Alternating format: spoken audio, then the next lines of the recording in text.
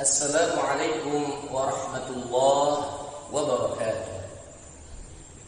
Bismillahirrahmanirrahim. Alhamdulillahilladzi farrada 'alaina shiyam. Wassalatu wassalamu ala khairil anam wa ala alihi wa sahbihi ila yaumil qiyamah. Amma ba'du. Saudara channel Lekenan Lakonan, dimanapun Anda berada, juga para pecinta syiar Islam yang sangat berbahagia. Alhamdulillah, kita pada sore hari ini sebentar lagi kita akan selesai dalam menjalankan puasa di hari kedua. Alhamdulillah. Mudah-mudahan kita semua sebulan penuh sampai selesai kita dalam keadaan sehat walafiat, berkah dalam menjalankan serangkaian ibadah puasa yang diisi dengan ibadah-ibadah lainnya. Kemarin kita sama telah mengetahui bahwa rukun Islam itu salah satunya adalah berpuasa, yang mana puasa wajib untuk kita lakukan karena kita adalah bagian daripada umat Islam. Nah, dalam praktiknya, dalam pengamalannya, puasa sendiri harus mempunyai tata cara yang harus kita ketahui, saudara, sesuai dengan tuntunan ilmu fikih. Maka dari itu kita akan membahas satu persatu bagaimana syarat wajibnya puasa, bagaimana syarat sahnya puasa, bagaimana rukunnya puasa, dan tentang pembatalan dan lain sebagainya, agar puasa kita, ibadah puasa kita diterima oleh Allah Subhanahu wa ta'ala dan menjadikan kita sebagai hamba-Nya yang mukminin muttaqin. Amin ya Allah ya rabbal alamin. Saudara, syarat wajibnya puasa itu ada 3 perkara. Di mana ketiga syarat ini terpenuhi, maka wajib untuk seseorang melaksanakan ibadah puasa. Mana pertama adalah al-Islam. Orang yang sudah beragama Islam, orang yang menyatakan dirinya Islam, orang yang sudah bersyahadat ikrar dengan 2 kalimat syahadat, maka dia mau tidak mau berkewajiban untuk menjalankan ibadah puasa. Selain daripada Islam, yakni adalah kafir, apapun nama agamanya, maka dia tidak wajib menjalankan ibadah puasa. Namun tetap karena kafir, musyrik, menyekutukan Allah adalah dosa yang sangat super luar biasa, maka dia akan mendapatkan balasan yang setimpal nanti di akhirat kelak. Na'udzubillah min dzalik. Lalu bagaimana jika ada seseorang yang murtad, keluar dari Islam? Na'udzubillah.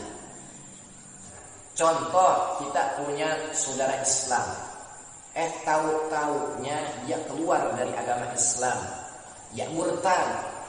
Contoh, ia mengatakan bahwa sholat itu tidak wajib, mengatakan puasa itu tidak wajib, atau dia meyakini bahwa Allah itu punya anak, punya istri, atau Tuhan itu jumlahnya lebih dari 1, atau dia melaksanakan penyembahan terhadap selain Allah. Nah, ini murtad ini.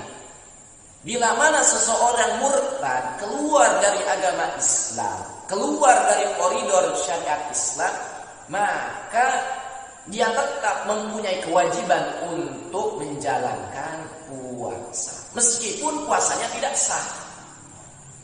Sehingga konsekuensinya ketika ia kembali lagi masuk dalam ajaran Islam, dia mengucapkan kembali 2 kalimat syahadat, maka di situ dia wajib untuk menjalankan apa saja yang pernah ia tinggalkan selama ia murtad. Contoh,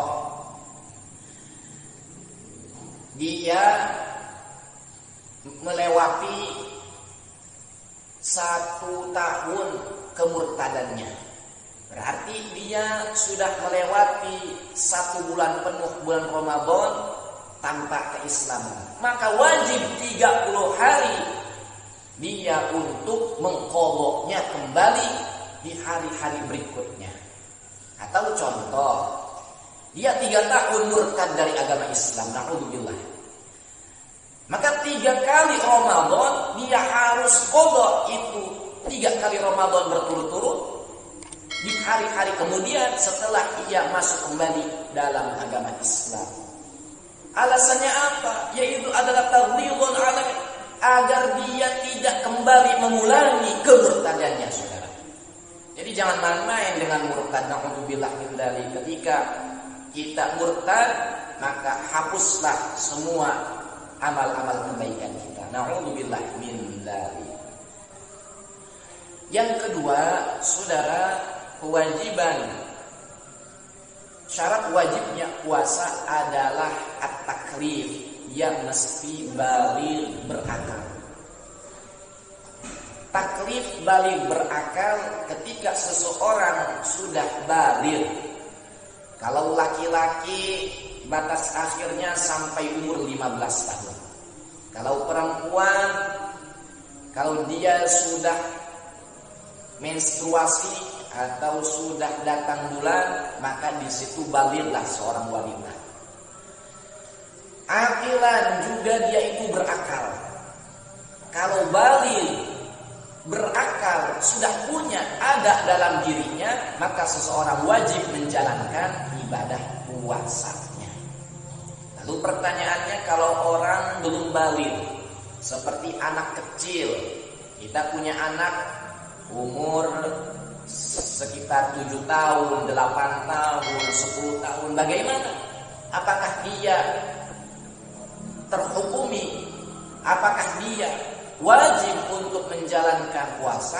Tentunya tidak, karena dia belum baligh.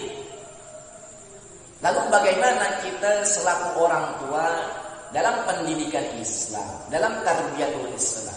Ketika kita punya anak umur 7 tahun, maka mari kita didik anak kita, giring anak kita, ajari anak kita tentang bagaimana tata cara puasa, bagaimana tata cara sholat. Ketika anak kita sudah umur 10 tahun, maka berilah takzir kepada dia, karena dia meninggalkan ibadah puasa. Contoh, umur 10 tahun, kita tekan dia untuk melakukan ibadah puasa. Ketika dia meninggalkan ibadah puasa, padahal dia mampu, maka kita berilah dia takzir. Contoh, kita pukul dia, pukul anak kita, namun dengan pukulan yang sewajarnya. Sebagai apa? Sebagai bentuk pelajaran. Ketika ia sudah terdidik, terlatih untuk berpuasa, insya Allah di kemudian hari ia akan menjadi ibadillahis sholihin. Amin. Yang ketiga adalah al-itaqah. Syarat wajib puasa yang terakhir adalah mampu untuk menjalankan puasa. Bagaimana kalau tidak mampu? Contohnya seperti kita punya orang tua, atau kita punya kakek, punya nenek, namun sudah tua renta, umurnya sudah 70 tahun, 80 tahun. Jangan pun menjalankan ibadah puasa 1 hari, setengah hari pun sudah kewalahan. Itu bagaimana? Maka tidak terkena kewajiban menjalankan ibadah puasa.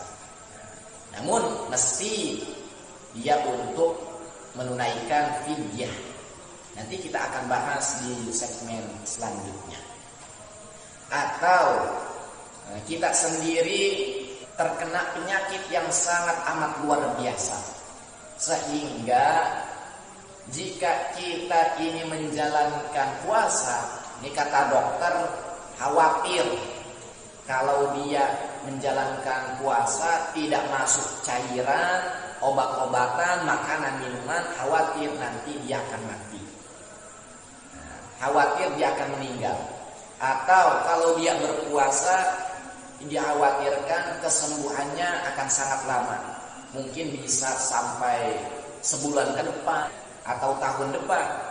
Atau kalau ini berpuasa, maka penyakitnya akan tambah besar. Ini bagaimana?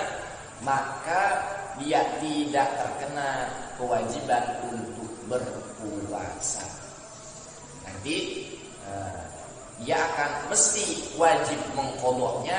Nanti pembahasan itu akan kita bahas di segmen selanjutnya. Lalu bagaimana seseorang musafir? Contohnya kita ini adalah orang yang gemar untuk melalang buana. Karena kita mempunyai usaha yang sangat amat luar biasa yang mengharuskan kita untuk keluar kota, keluar negara, mancanegara. Bagaimana? Untuk seorang musafir itu diberikan suatu kelonggaran. Ketika kita menjadi musafir, ketika kita bepergian dengan jarak yang sangat jauh, ulama mengatakan minimal perjalanan jauh itu adalah 2 marhalah. 2 marhalah itu kalau sekarang kita hitung kurang lebih 82 km. Nah, contoh dari Banten kita perjalanan ke Semarang itu sudah sangat jauh, lebih dari 82 km. Maka di situ kita diperkenankan untuk tidak puasa.